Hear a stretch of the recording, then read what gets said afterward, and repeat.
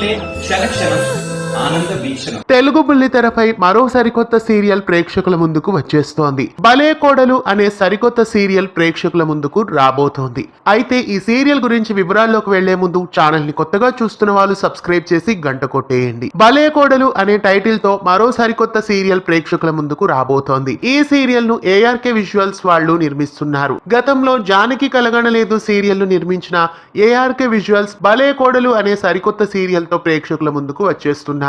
ఈ సీరియల్ ఖచ్చితంగా స్టార్ మాలో వచ్చే ఛాన్సెస్ ఎక్కువగా కనిపిస్తున్నాయి. అయితే హిందీలో స్టార్ ప్లస్ లో టెలికాస్ట్ అవుతున్న ఏ రిష్తా క్యా కెహలాతా హై సీరియల్ అతి త్వరలో తెలుగులో రీమేక్ కాబోతున్నట్లుగా వార్తలు వచ్చాయి.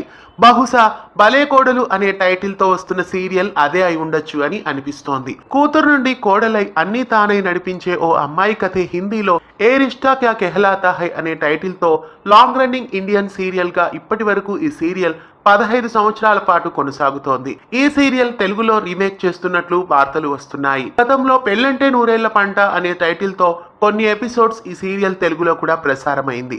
బహుశా భలే కోడలు అనే టైటిల్ తో వస్తున్న సీరియల్ అదే అయి ఉండొచ్చు అని అనిపిస్తోంది. అతి త్వరలో తేజస్విని గౌడ ఒక సీరియల్ తో వస్తారు అన్నట్లు వార్తలు వచ్చాయి.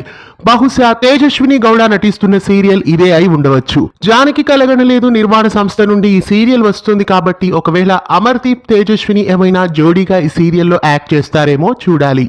మీలో ఎంతమంది అమర్దీప్ ని తేజస్విని ఈ సీరియల్లో జోడీగా చూడాలనుకుంటున్నారు కామెంట్స్ లో తెలియజేయండి. పెళ్ళంటే నూరేళ్ల పంట సీరియల్ గా టెలికాస్ట్ అయిన ఏ రిష్తా క్యా కెహలాతా హై మళ్ళీ తెలుగులో రీమేక్ కావడం మీకెలా అనిపిస్తోంది? భలే కోడలు అనే టైటిల్ ఆ సీరియల్ కి ఎలా ఉంటుంది కామెంట్స్ లో తెలియజేయండి. ఇలాంటి మరెన్నో తెలుగు సీరియల్ అప్డేట్స్ ఎప్పటికప్పుడు తెలుసుకోవడానికి ఛానల్ ని సబ్స్క్రైబ్ చేసి గంట కొట్టేయండి.